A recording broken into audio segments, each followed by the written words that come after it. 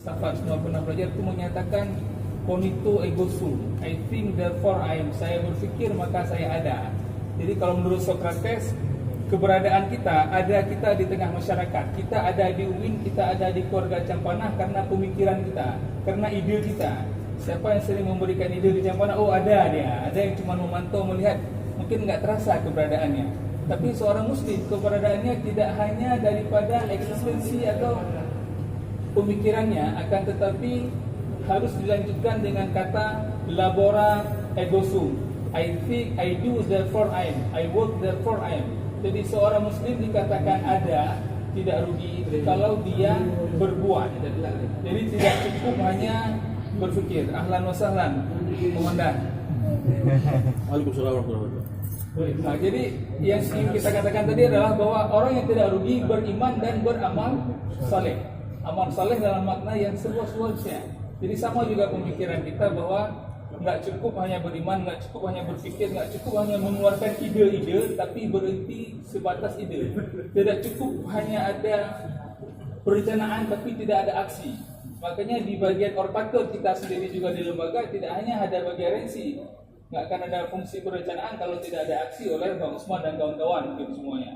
Jadi semua tentu kita harus saling bersinergi, memerankan peran kita masing-masing. Jadi tadi kalau kita tidak memurugi, mari kita memanfaatkan masa di bulan Ramadan ini dengan sebaik-baiknya, dengan semaksimal mungkin untuk melakukan ibadah dalam makna yang seluas-luasnya. Tentu tidak hanya sebatas salat, mengaji dan sebagainya, tapi dalam makna yang seluas-luasnya, baik ibadah mahdhah ataupun ibadah ghairu mahdhah. Yang di akhir yang tidak merugi, watawasau bil haq watawasau bis shawab, yaitu saling menasihati dalam kebenaran dan saling menasihati ke dalam kesabaran. Bagaimana kita tidak merasa risih kalau ditegur atau diberi kritik atau ada masukan, karena kritik merupakan bagian dari realita kehidupan untuk memperbaiki hidup menjadi lebih baik ke depannya. Demikian juga tetap ditekankan di akhir ayat itu watawasau bis-shawab, dan saling menasihati di dalam kesabaran. Sebegitu pentingnya sabar. Kemudian balik ke awal, siapa sih orang yang bersabar? Di ayat yang pertama tadi surah Al-Baqarah dilanjutkan dengan ayat walanabluwannakum min syai'in minal khawfi wal ju' wa naqsim minal amwal wal anfusi wath thamarat wa basyyiris sabirin. Beritakanlah kabar baik kepada orang-orang yang bersabar. Siapa orang yang bersabar? Di antara definisi orang yang bersabar menurut Al-Quran adalah alladzina idza asabatuhum musibah qalu inna lillahi wa inna ilaihi raji'un. Orang yang bersabar adalah mereka yang apabila ditimpa musibah apapun itu, mereka akan mengatakan inna lillahi wa inna ilaihi raji'un. Semua adalah milik Allah dan pasti akan kembali kepadanya.